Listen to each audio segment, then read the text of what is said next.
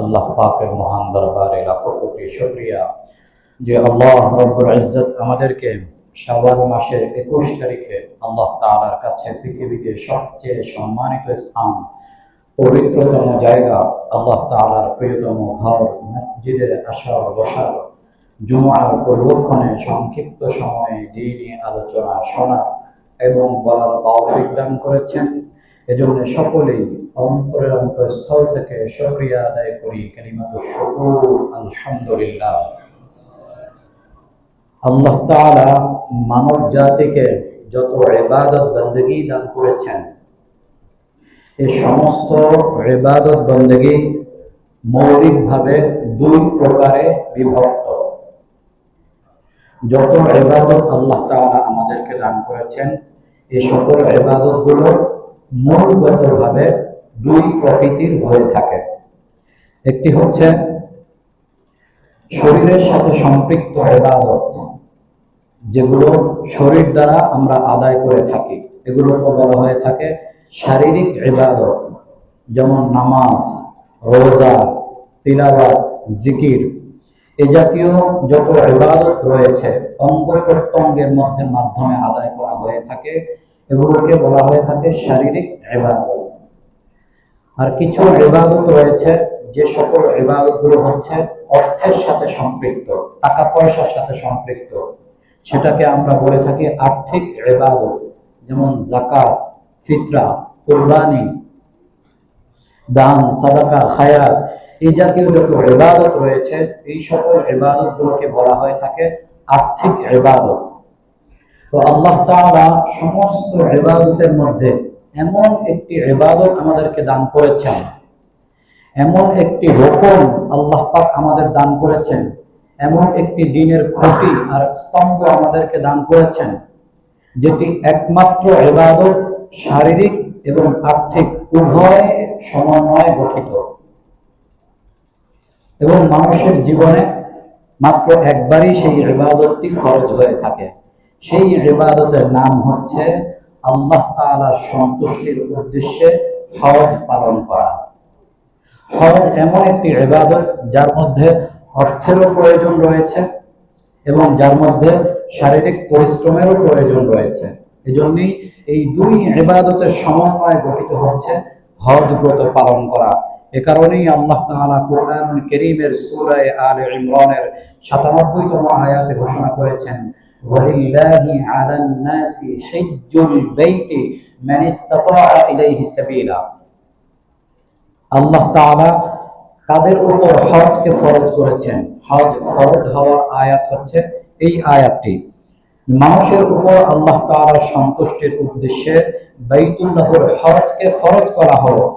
মান ইসতাতাআ ইলাইহি সাবিলা, যে সে পর্যন্ত যেতে সক্ষম হয়, যে এই পর্যন্ত সফর করতে সক্ষম হয়। তাহলে বোঝা গেল এর মধ্যে অর্থের প্রয়োজন রয়েছে, শারীরিক সুস্থতার প্রয়োজন রয়েছে। তার উপরে হজকে আল্লাহ পাক ফরজ করেছেন। হজের শাব্দিক অর্থ হচ্ছে ইচ্ছা করা, দৃঢ় সংকল্প করা। পরিভাষায় হজ বলা হয়ে থাকে হজের নিয়ত সহকারে ইহরাম ধারণ পূর্বক নির্দিষ্ট সময়ে, নির্দিষ্ট স্থানে, নির্দিষ্ট কার্যাবলী সম্পাদনের মাধ্যমে আল্লাহর সন্তুষ্টি কামনা করা। হজের নিয়ত সহকারে ইহরাম ধারণ পূর্বক নির্দিষ্ট সময়ে, নির্দিষ্ট স্থানে, নির্দিষ্ট কার্যাবলী সম্পাদনের মাধ্যমে আল্লাহর সন্তুষ্টি কামনা করাই হচ্ছে ইসলামের পরিভাষায় হজ করা। হজের অনেক ফজিলত কুরআনুল কারীমে রাসূলুল্লাহ সাল্লাল্লাহু আলাইহি ওয়াসাল্লামের আহাদিসে মুবারাকার মধ্যে উল্লেখ রয়েছে। বহু আমরা এর ফজিলত শুনেছি। এই ফজিলতগুলো দুই প্রকারের। এক হচ্ছে দুনিয়াবি ফজিলত, দুনিয়াবি উপকারিতা। দ্বিতীয় হচ্ছে উখরাবি ফজিলত, আখিরাতের উপকারিতা। দুনিয়াবি আল্লাহ তাআলা কি কি ফজিলত রেখে দিয়েছেন? হজ করলে আল্লাহ তাআলা দুনিয়াতে আমাদেরকে কি দান করবেন? হজের দুনিয়াবি সবচেয়ে বড় ফজিলত হচ্ছে আল্লাহ পাক হাজীকে কখনোই দরিদ্র করবেন না। আল্লাহ পাক যিনি হজ করবেন, আল্লাহ পাক তাকে ধনী বানিয়ে দিবেন, তিনি কখনো গরিব হবেন না। রাসূলুল্লাহ সাল্লাল্লাহু আলাইহি ওয়াসাল্লাম আমাদেরকে বলে গিয়েছেন তিরমিজি শরীফের 810 হাদিস, তাবিউ বাইনাল হজ্জি ওয়াল উমরাতি ফাইন্নাহুমা ইয়ানফিয়ানিল ফাকর ওয়ায-যুনুব কামা ইয়ানফিল কির খাবাসাল হাদিদ। রাসূলুল্লাহ সাল্লাল্লাহু আলাইহি ওয়াসাল্লাম বলেন, তোমরা হজের সাথে সাথে উমরাও পালন করো, হজের সাথে সাথে তোমরা উমরাও পালন করতে থাকো। কেননা এই হজ এবং উমরা উভয়টি মানুষের দরিদ্রতাকে দূর করে দেয়, মানুষের গুনাহগুলোকে মিটিয়ে দেয়। কামা ইয়ানফিল কিরা খাবাসাল হাদিদ, যেভাবে কামারের হাপড় কোন লোহার ময়লাকে দূর করে দেয়, যেভাবে স্বর্ণ এবং রৌপ্যের ময়লাকে দূর করে দেয়, পরিষ্কার করে দেয়, এভাবে যিনি হজ করেন, হজের সাথে উমরাও করেন, আল্লাহ পাক তার দরিদ্রতাকে দূর করে দেন। রাসূলুল্লাহ সাল্লাল্লাহু আলাইহি ওয়াসাল্লামের বিখ্যাত সাহাবী জাবের রাদিয়াল্লাহু তাআলা আনহু কি বলেছেন? মুসনাদে বাজ্জারের 1080তম হাদিসে তিনি উল্লেখ করেছেন, আলা আন জাবের রাদিয়াল্লাহু তাআলা আনহু, জাবের রাদিয়াল্লাহু তাআলা আনহু থেকে বর্ণিত, তিনি বলেন, মা আমআরা হাজ্জুন কাত্তু, হাজী সাহেবের কখনো ইমআর হবে না, হাজী সাহেবের কখনো ইমআর হবে না। ফাকিল আলী জাবির মাল ইমআর, জাবের রাদিয়াল্লাহু তাআলা আনহুকে জিজ্ঞেস করা হলো ইমআর কাকে বলা হয়ে থাকে? ক্বালা মাফতাকার, তিনি বললেন ইমআর হচ্ছে সে কখনো দরিদ্র হবে না। হাজী সাহেবের কখনো ইমআর হবে না, এর অর্থ হচ্ছে হাজী সাহেব কখনো দারিদ্র্যের সীমার নিচে অবস্থান গ্রহণ করবে না, আল্লাহ পাক তাকে ধনী বানিয়ে দিবেন এবং আল্লাহ পাক তাকে এমন ভাবে গুনাহ থেকে মুক্ত করে দিবেন, কেমন যেন সদ্য প্রসূত সন্তানের ন্যায় হয়ে যাবে, নিষ্পাপ সন্তানের ন্যায় আল্লাহ পাক তাকে নিষ্পাপ করে দিবেন। আবু হুরায়রা রাদিয়াল্লাহু তাআলা আনহু থেকে বর্ণিত বুখারী শরীফের 1431তম হাদিস, قال سمعت رسول الله صلى الله عليه وسلم من حج لله فلم يرفث ولم يفسق رجع كيوم ولدته امه। আবু হুরায়রা রাদিয়াল্লাহু তাআলা আনহু বর্ণনা করেন, আমি রাসূলুল্লাহ সাল্লাল্লাহু আলাইহি ওয়াসাল্লামকে বলতে শুনেছি, যে ব্যক্তি আল্লাহ তাআলার সন্তুষ্টির উদ্দেশ্যে হজ ব্রত পালন করলো এবং সেখানে সে অশ্লীল কোনো কর্মকাণ্ডে লিপ্ত হলো না এবং কোনো ধরনের পাপাচারে সে লিপ্ত হলো না, তাহলে সে এমন অবস্থায় হজ থেকে প্রত্যাবর্তন করবে কেমন যেন আজকেই তার মা তাকে প্রসব করেছে, নিষ্পাপ হয়ে যাবে। রাসূলুল্লাহ সাল্লাল্লাহু আলাইহি ওয়াসাল্লামের কাছে আমর ইবনে আস রাদিয়াল্লাহু তাআলা আনহু আসলেন, যখন তার অন্তরে ঈমানের নূর এসেছিল, মুসলমান হওয়ার জন্য আসলেন। আসার পরে বললেন, ইয়া রাসূলুল্লাহ, আমি আপনার হাতে বাইআত গ্রহণ করার জন্য এসেছি। রাসূল সাল্লাল্লাহু আলাইহি ওয়াসাল্লাম তিনি তার ডান হস্তকে প্রসারিত করলেন। আমর ইবনে আস রাদিয়াল্লাহু তাআলা আনহু নিজের হাতকে গুটিয়ে নিলেন। রাসূল সাল্লাল্লাহু আলাইহি ওয়াসাল্লাম বললেন, মালাকা ইয়া আমর, কি হলো তোমার, কেন তুমি এমনটা করলে? তো তখন তিনি বললেন, আশতারিত, আমি কিছু শর্ত দেব ইয়া রাসূলুল্লাহ। তখন রাসূল সাল্লাল্লাহু আলাইহি ওয়াসাল্লাম বললেন, মা তাশতারিত, কি শর্ত তুমি দিবে, কি শর্ত তুমি দিতে চাও? তখন তিনি বললেন, ইয়া রাসূলুল্লাহ, আমি এই শর্ত দিতে যাচ্ছি যে আমার ইসলাম গ্রহণের মাধ্যমে আল্লাহ পাক যেন আমার পেছনের সমস্ত গুনাহ খাতা মাফ করে দেন। তখন রাসূল সাল্লাল্লাহু আলাইহি ওয়াসাল্লাম বললেন, আমা আলিমতা ইয়া আমর, হে আমর, তুমি কি জানো না আন্নাল ইসলাম ইয়াহদিমু মা কানা ক্বাবলাহু, যে ইসলাম তার পেছনের সমস্ত গুনাহ খাতা মিটিয়ে দেয়। ওয়া আন্নাল হিজরাতা তাহদিমু মা কানা ক্বাবলাহা, আর হিজরত তার পেছনের সমস্ত গুনাহ খাতাকে মুছে দেয়। ওয়া আন্নাল হজ্জা ইয়াহদিমু মা কানা ক্বাবলাহু, আর হজ তার পেছনের সমস্ত গুনাহ খাতাকে মিটিয়ে দেয়, ধুয়ে মুছে সবকিছুকে সাফ করে দেয়। তুমি কি জানো না? তাহলে হজ এমন একটি আমল যে আমল আমাদের পেছনের সমস্ত গুনাহ খাতাগুলো আল্লাহ তাআলা মাফ করে দেন। এই জন্য হজ করা, হজের সাথে উমরা করা, উমরার পরে উমরা করা, বুখারী শরীফের মধ্যে আসছে, বুখারী শরীফের 1658তম হাদিস, আল উমরাতু ইলাল উমরাতি কাফফারাতুন লিমা বাইনাহুমা, এক উমরার পরে আরেক উমরা করা, এক উমরার পরে আবার আরেক উমরা করা হচ্ছে কাফফারা স্বরূপ, এক উমরার পরে আরেক উমরা করলে এর মধ্যে যদি ছোটখাটো কোনো ধরনের গুনাহ হয়ে থাকে আল্লাহ পাক সেই উমরার বদৌলতে মাফ করে দেন। আর হজ্জে মাবরুরের কি ফজিলত? ওয়াল হজ্জুল মাবরুর লাইসা লাহু জাযাউন ইল্লাল জান্নাহ। আর হজ্জে মাবরুরের ফজিলত হচ্ছে আল্লাহ পাক তাকে জান্নাত নসিব করবেন। জান্নাত ছাড়া হজ্জে মাবরুরের আর কোনো ফজিলত নেই, অর্থাৎ জান্নাত তার উপর ওয়াজিব হয়ে যাবে। এজন্য শর্ত হচ্ছে আল্লাহ তাআলার সন্তুষ্টির উদ্দেশ্যে হতে হবে। যতগুলো হাদিস আমাদের সামনে এসছে, কোরআনের আয়াত এসছে, মান হাজ্জা লিল্লাহি ওয়ালিল্লাহি আলান নাসি হিজ্জুল বাইতি, সকল ক্ষেত্রে আল্লাহ তাআলা এই কথাটি বলেছেন, সকল ক্ষেত্রে রাসূল সাল্লাল্লাহু আলাইহি ওয়াসাল্লাম এই কথাটি বলেছেন। আল্লাহর সন্তুষ্টির উদ্দেশ্যে যে হজ করেছে, আল্লাহর সন্তুষ্টির উদ্দেশ্যে যে উমরা পালন করেছে, তাহলে আল্লাহ তাআলার পক্ষ থেকে যত ধরনের ফজিলত, যে সকল পুরস্কারের ঘোষণাগুলো হয়েছে, সকল পুরস্কার পাওয়া যাবে যদি আপনার হজ্জে মাবরুর নসিব হয়ে থাকে।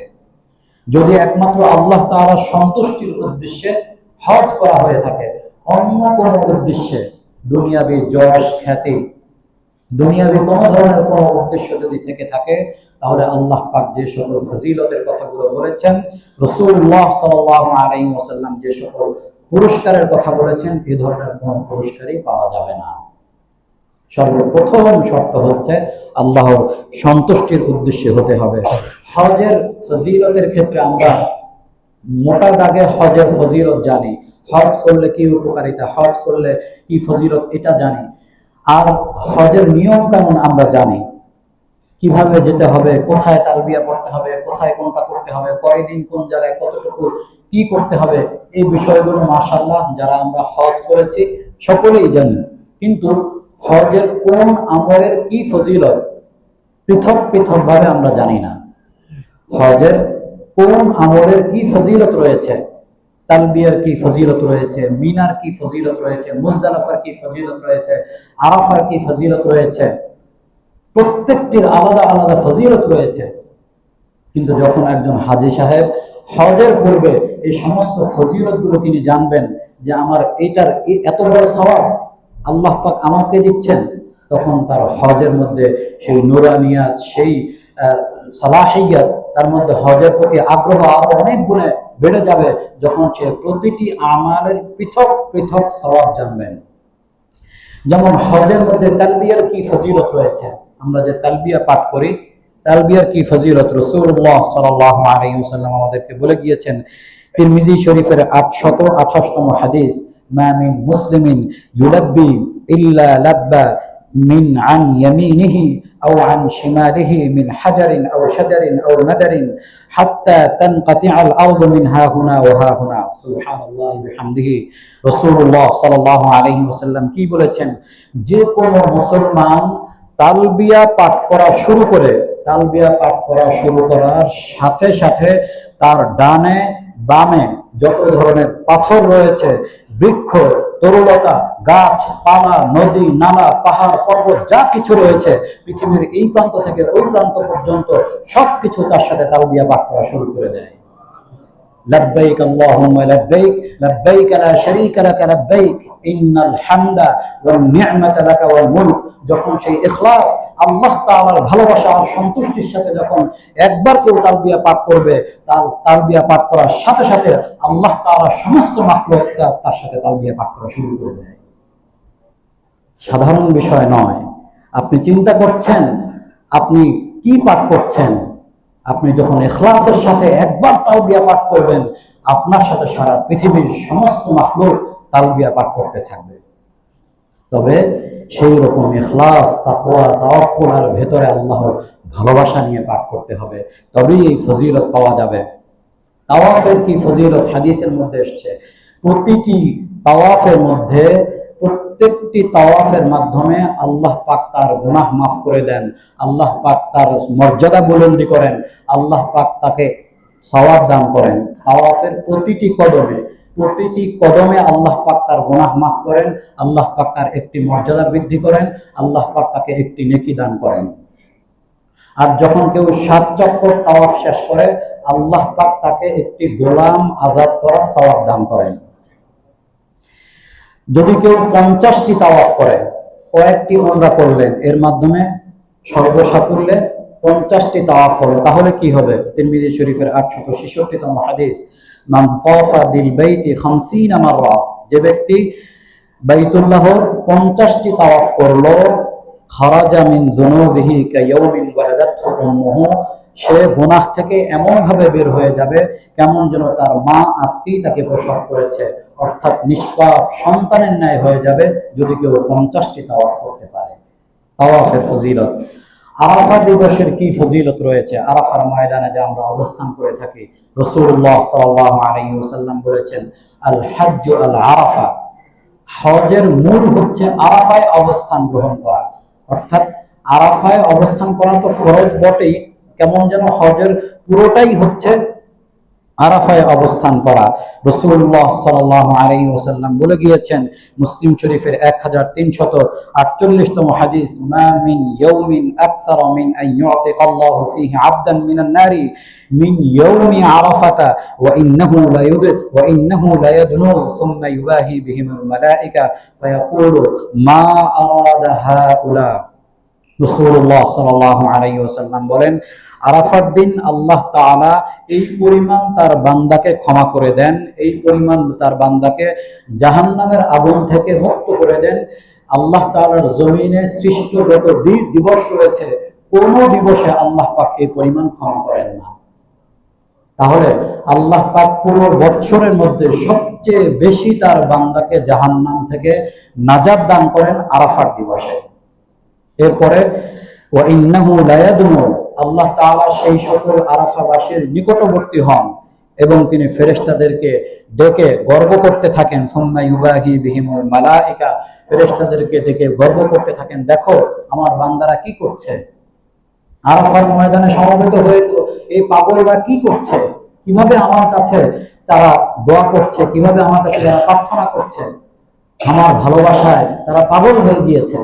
ফেরেশতাদেরকে গর্ব করে আল্লাহ তাআলা দেখাতে থাকেন এবং বলেন, মা আরাদা হাউলা, এই সকল ব্যক্তিরা, এই সকল সম্মানিত হাজী সাহেবরা আমার কাছে কি চায় তোমরা বলো। আল্লাহ তাআলা জানেন, আল্লাহ তাআলা জানেন যে তার বান্দারা তার কাছে কি চাচ্ছে।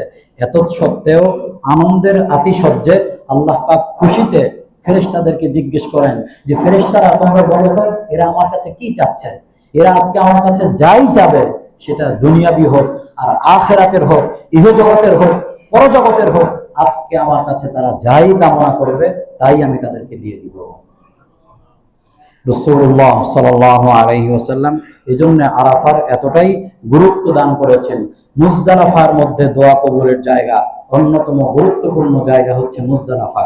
রাসূলুল্লাহ সাল্লাল্লাহু আলাইহি ওয়াসাল্লাম আরাফার ময়দানে দোয়া করেছিলেন। ইবনে মাজাহ শরীফের 3014তম হাদিস, আরাফার ময়দানে এই উম্মতের ক্ষমাপ্রাপ্তির দোয়া করেছিলেন, আল্লাহ পাক সেই দোয়া কবুল করেছেন। কিন্তু একে অপরের হক নষ্ট করার দোয়াকে আল্লাহ পাক কবুল করেননি আরাফার ময়দানে। এরপরে রাসূলুল্লাহ সাল্লাল্লাহু আলাইহি ওয়াসাল্লাম মুজদালিফায় এসে একই দোয়া করলেন, আয় আল্লাহ আমার উম্মতের গুনাহ খাতা আপনি মাফ করে দেন এবং একে অপরের যে হক নষ্ট করেছে সেই গুনাহ আপনি মাফ করে দেন। আল্লাহ পাক বললেন, আরাফার ময়দানে বলেছিলেন যে তোমার বান্দার, তোমার উম্মতের একে অপরের হক আমি ক্ষমা করব না। রাসূলুল্লাহ সাল্লাল্লাহু আলাইহি ওয়াসাল্লাম বললেন, আয় আল্লাহ আপনি তো ইচ্ছে করলে যারা মাজলুম রয়েছে তাদেরকে আপনি জান্নাত দান করার মাধ্যমে তাদের হক আপনি আদায় করে দিতে পারেন, আর যারা জালিম রয়েছে, যারা অন্যের হক নষ্ট করেছে, আপনি তাদেরকে নিজ ইচ্ছায় মাফ করে দিতে পারেন। যারা জালিম রয়েছে আপনি তাদেরকে নিজ ইচ্ছায় মাফ করে দিতে পারেন, আর যারা মাজলুম রয়েছে, যাদের হক নষ্ট করা হয়েছে, আপনি নিজের নিজ পক্ষ থেকে দান করে আপনি তাদেরকে মাফ করতে পারেন, তাদেরকে জান্নাত দিয়ে দিতে পারেন। এই কথা আরাফার ময়দানে রাসূলুল্লাহ সাল্লাল্লাহু আলাইহি ওয়াসাল্লাম বলেছিলেন, আল্লাহ পাক কোনো উত্তর দান করেননি। মুজদালিফায় এসে একই দোয়া রাসূল সাল্লাল্লাহু আলাইহি ওয়াসাল্লাম করলেন। দোয়া করার পরে রাসূল সাল্লাল্লাহু আলাইহি ওয়াসাল্লাম মুচকি হাসি দিলেন। সাহাবায়ে কেরাম রিদওয়ানুল্লাহি তাআলা আলাইহিম আজমাইন এসে জিজ্ঞেস করলেন, ইয়া রাসূলুল্লাহ আপনি কেন হাসলেন? রাসূল সাল্লাল্লাহু আলাইহি ওয়াসাল্লাম তখন এই ঘটনা বর্ণনা করলেন যে আরাফার ময়দানে আমি এই দোয়া করেছিলাম, আল্লাহ তাআলা কবুল করেননি, কিন্তু মুজদালিফায় এসে যখন একই দোয়া করলাম, আল্লাহ পাক আমার দোয়া কবুল করে নিয়েছেন।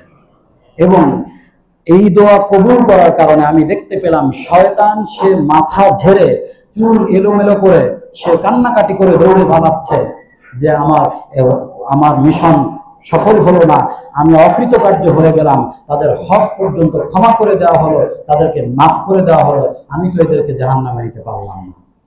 এটা দেখেও আমার আরো বেশি হাসি পাচ্ছিল।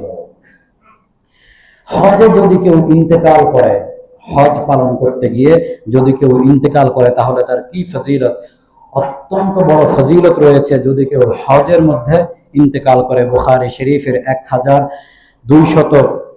1268তম হাদিস, এক ব্যক্তি রাসূলুল্লাহ সাল্লাল্লাহু আলাইহি ওয়াসাল্লামের সাথে উকুফে আরাফা করছিলেন, আরাফার ময়দানে অবস্থান করছিলেন। হঠাৎ রাসূলুল্লাহ সাল্লাল্লাহু আলাইহি ওয়াসাল্লাম দেখতে পেলেন সেই ব্যক্তি উটের পিঠ থেকে ঘাড় মটকে পড়ে যান, তার বাহনের উপর থেকে ঘাড় মটকে তিনি পড়ে যান এবং পড়ে যাওয়ার কারণে তিনি ইন্তেকাল করেন। তো রাসূলুল্লাহ সাল্লাল্লাহু আলাইহি ওয়াসাল্লাম সাহাবায়ে কেরামকে বললেন যে একে দুটি কাপড়ে মুড়িয়ে দাও এবং তার মাথা এবং পা ঢাকবে না, তাকে কোনো সুগন্ধি ব্যবহার করবে না এবং কোনো ধরনের সৌন্দর্য অবলম্বন করবে না, কোনো ধরনের সুরমা এই জাতীয় কোনো কিছুই ব্যবহার করবে না, অর্থাৎ ইহরামের অবস্থায় তাকে দাফন করে দাও। সে কিয়ামতের ময়দানে আল্লাহ তাআলার দরবারে লাব্বাইক পাঠ করতে করতে উঠবে,